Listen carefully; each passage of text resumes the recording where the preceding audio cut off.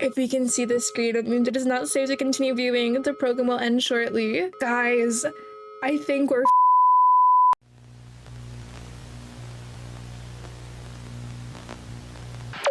Hello, it's your friendly neighborhood reaper, and today I'm back and we're covering the boiled one phenomenon. I know, it's overdone. I'm late. When I started filming this, I was already late, but I'm double late. I am triple late. This is, I don't know. I know it's been a while. It's been a month.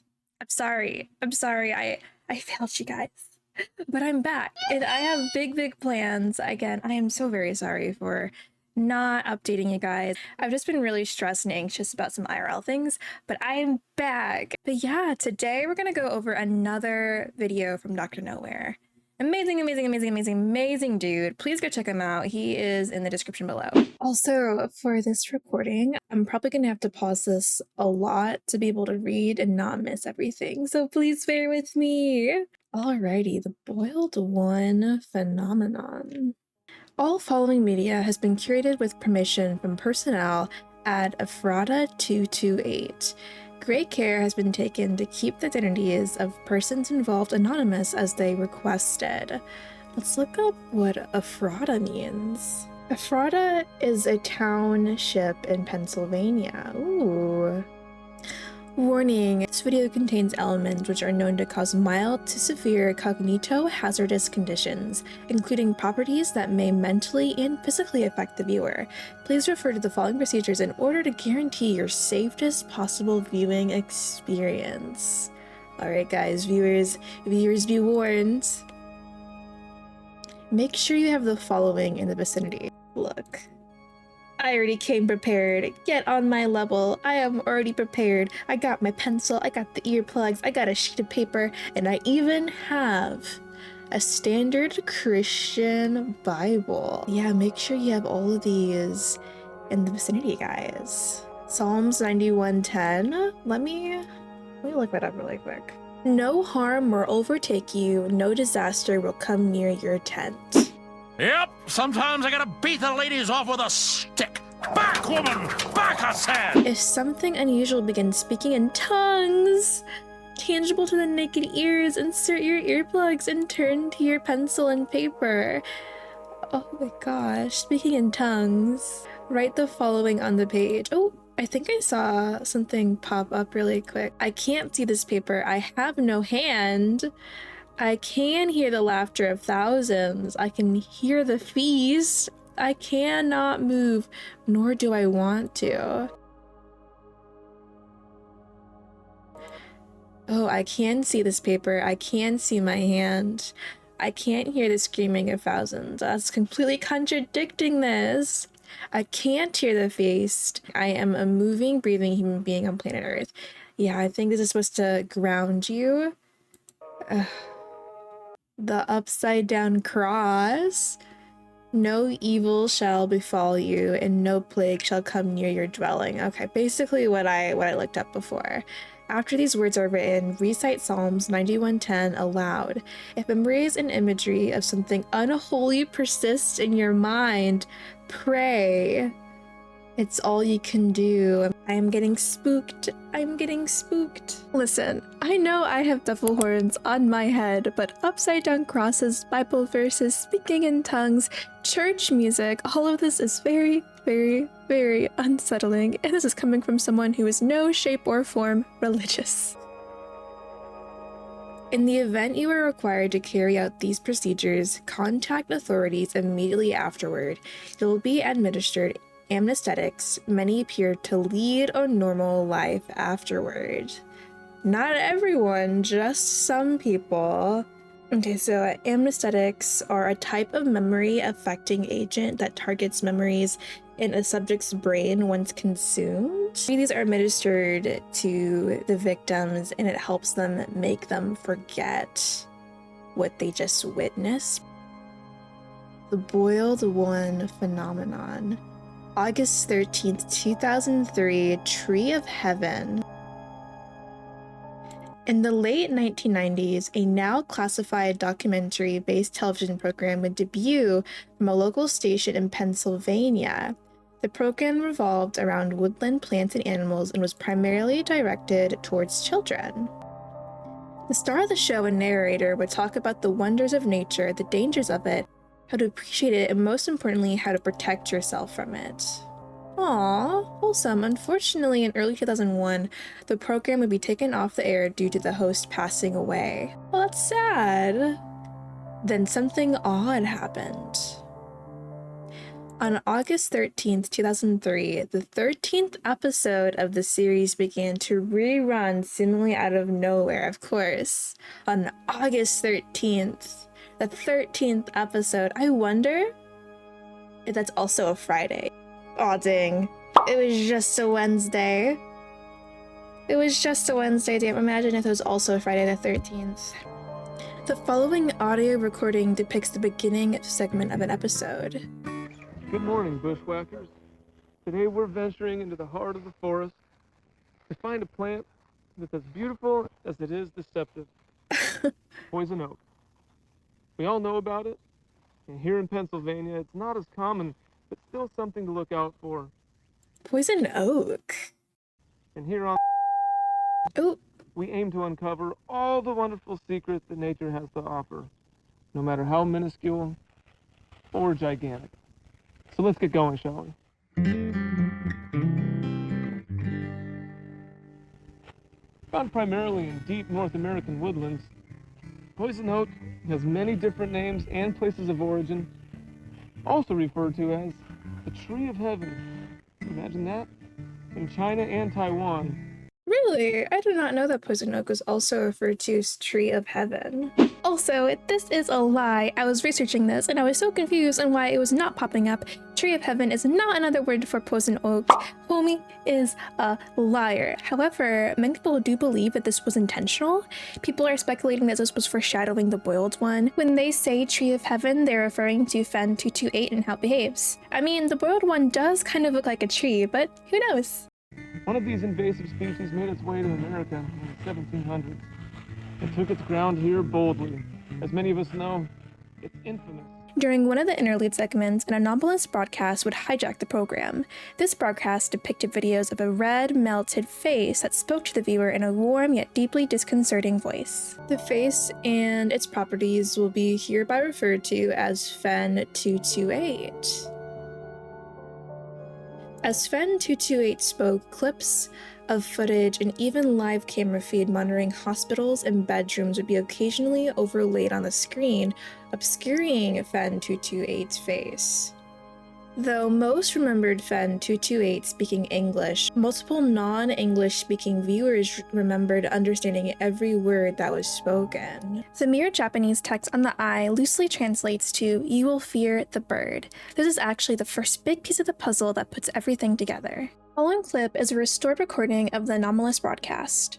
The duration of the clip has been shortened and the audio has been muffled, reversed, and dampened.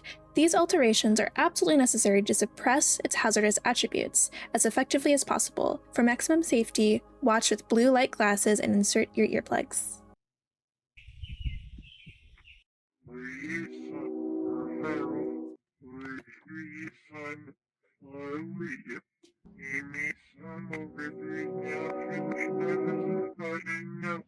Ew.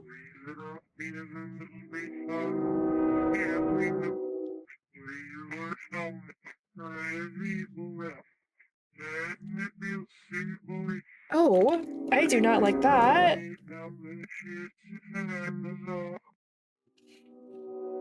Okay, but like, homie Loki kind of looks like a potato. This one is what got me. That is so unnerving and so unsettling.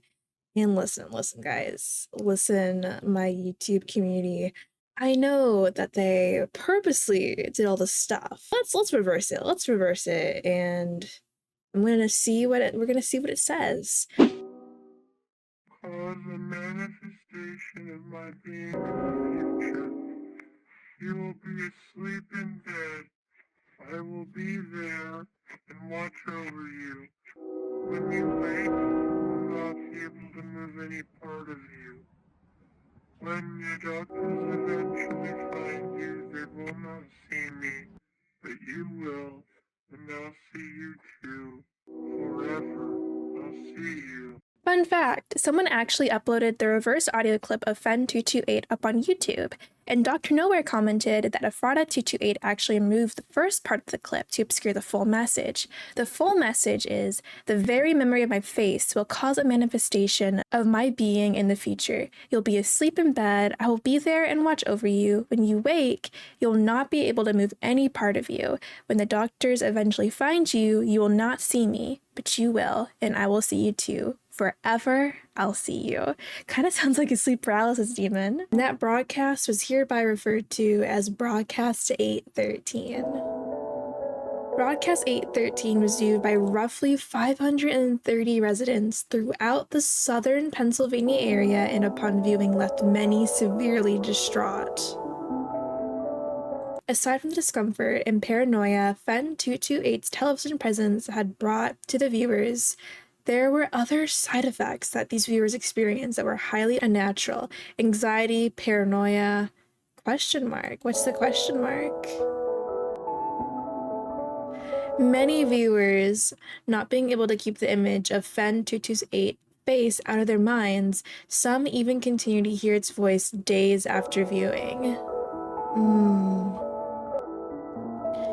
A victim who requested to remain anonymous claimed that the face was living in his brain and feeding on his spine. Another described trumpets playing in their ear before they fell asleep. Ew. None of these people knew that this was only the beginning of a whole new species of suffering that would never be fully understood. August 14th, 2003. The Great Northeast Blackout of 2003. After the anomalous frequency that was detected by television, station troubleshooters, the NERC was ordered by the Ephrata branch to have all power grids local to the state of Pennsylvania disabled by 4 p.m. to prevent further escalation of the anomaly in the public knowledge of Broadcast 813. The little sad face. The outage ultimately spread to various parts of New York, New Jersey, Ohio, and even Canada as well. Creating the famous Northeast Blackout of 2003, almost 50 million people were without power, some not getting it back until days later. During the confusion caused by the outage, all traces of Broadcast 813 were collected by the Ephrata branch and seemingly wiped from existence. I mean, I would understand why. People be going crazy, including news articles in the works from the morning after the broadcast, internet posts, recordings, and more. The cause of the blackout was promptly covered up and claiming to have been a combination of human error and the result of trees falling onto sagging power lines somewhere in Cleveland, Ohio. Cover up. But the damage has been done. Aftermath. 12 days after Broadcast 813 was blocked from air, a historically massive influx of pseudocoma occurred throughout the state of Pennsylvania, leaving 509 people affected and many families in shock. Pseudocoma is an extremely rare condition in which a patient experiences a cerebromedulospinal disconnection, I'm sorry if I mispronounced that, leaving them to be conscious but unable to move or communicate verbally due to complete paralysis of all voluntary muscles in the body except for vertical eye movement and blinking. The anomalous outbreak of such a rare condition was regarded as a spectacle by the U.S. Department of Health and was put under governmental investigation immediately. What is that? One thing in common with all these cases is that the patients had been at home watching TV the night the Broadcast 813 was aired.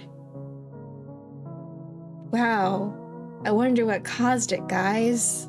Oh no! Oh no, did you guys see that? He did a little peekaboo. He did a little peekaboo, little potato guy. Though the victims of the outbreak were unable to speak, they were able to communicate through Morse code by blinking. More than 60 victims were interviewed. Are we gonna see some eye Morse code action? Some close-up of some eyes? Many of these interviews held unavailing results that often led to more questions, and many others held results that required archival or termination.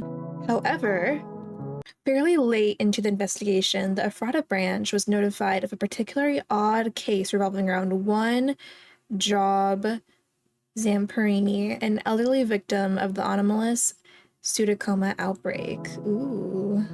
Job Zamperini specifically requested his alias to be used in future recordings instead of his real names, which will remain classified. Zamperini was a war vet and fluent in Morse code, putting him on the market as a potential interviewee as soon as the outbreak was put under investigation. Convenient. After a very odd photo was taken in his backyard by his visiting grandson, his family became deeply troubled and convinced his house was haunted. Ooh. This led them to contact a local priest in hopes his house would be blessed. The following photo depicts Fen 228 standing next to the small playhouse in Zamperini's backyard. The photo itself has proved to be non-hazardous and safe to view, though still anomalous in nature. For most comfortable viewing, experience wear blue light glasses or view from a distance of 3 feet or more. Okay, guys, let's all step 3 feet back. Ooh. That is something. I wonder if N228 just starts spawning from a hole in the ground and then it is stuck in that specific place. Or imagine it pokos. It pokos and jumps around. Not the upside down cross, guys. Not the upside down cross. Zamperini claimed something horrible and unholy was with him and would hurt him and possibly others if he described it and what it was telling him. The following is a recovered, previously archived recording in which Officer T. Gomez of the Ephrata branch interviews Job Zamperini. Hello, Mr. I'm Officer Gomez. Hope you're doing well today. The no response, the no blinking is funny to me. Bro is not fine. I mean, look at him. Do you mind if I ask you a few questions regarding your condition and possibly unholiness within your home that your family had mentioned? Yes. Okay, first and foremost, did you notice any onset symptoms before you lost complete mobility of your body?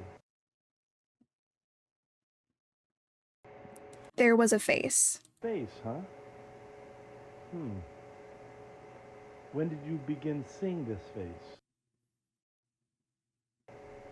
After I saw it on TV, it never left me. Interesting. Many of the people who have seen the broadcast that you saw on August the 13th described having vivid and upsetting hallucinations.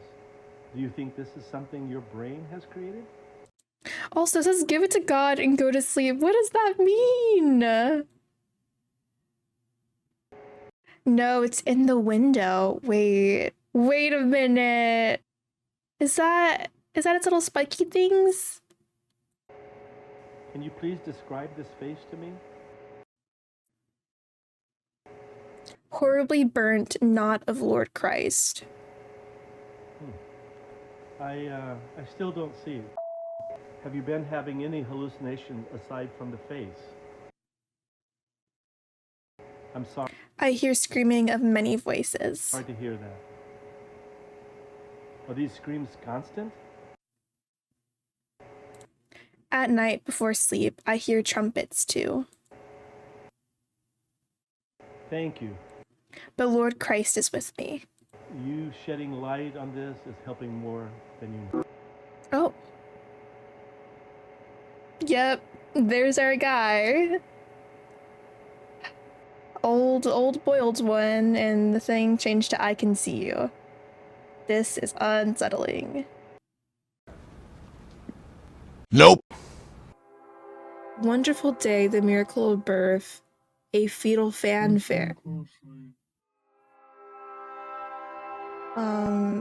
Is Homie giving birth right now? What is that? Thousands as the sky opens up. You will hear the trumpets play their happy sounds. The streams and blood of life will pour down onto us all. Together, We will be still. Together, a feast fit for a king. Together, melded by love and purest connection. Be still.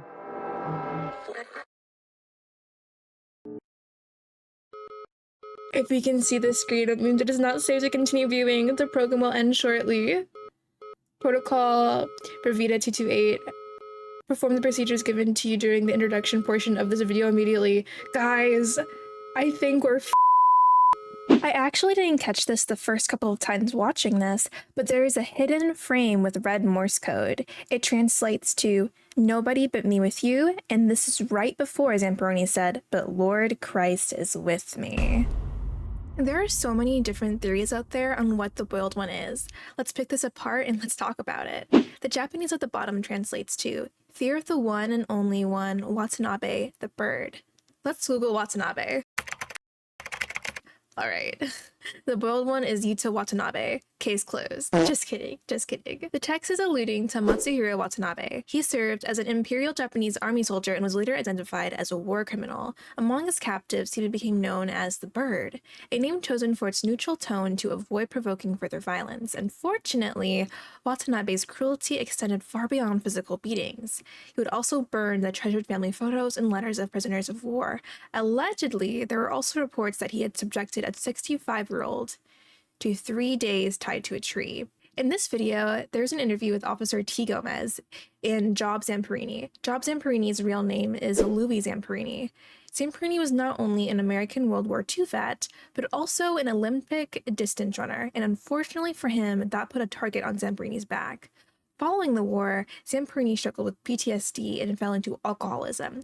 He turned to Christianity with a strong focal point on forgiveness. He wrote Watanabe a letter stating that he forgave him, but it was unknown if he'd ever read the letter. A really cool fact is that in 1998, the Olympics was held in Japan, and Zamperini got to carry the Olympic torch, and he did it as a symbol of forgiveness. Furthermore, Matsuhiro Watanabe died on April 1st, 2003, which coincides with our timeline.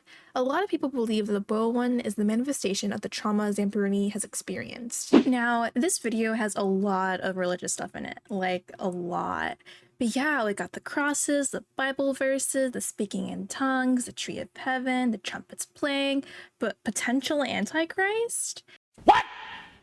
The miracle of birth, a fetal fanfare. Maybe the boiled one is giving birth to the Antichrist? I don't know. Is it a demon? Maybe. Can you imagine if Fen 228 is just turning crosses upside down for shits and giggles to purposely mess with Zamperini because he is religious? One last thing. The very first frame of the video is actually a full body image of Fen 228.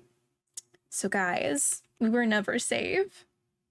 We were never safe. Thank you so much for watching this video. Did I miss anything? I would love to hear your theories. Again, I'm sorry I was gone for a month, but I promise I am back. I can't wait to cover more horror analog videos and other spooky stuff. If you liked the video, leave a like and subscribe. Bye!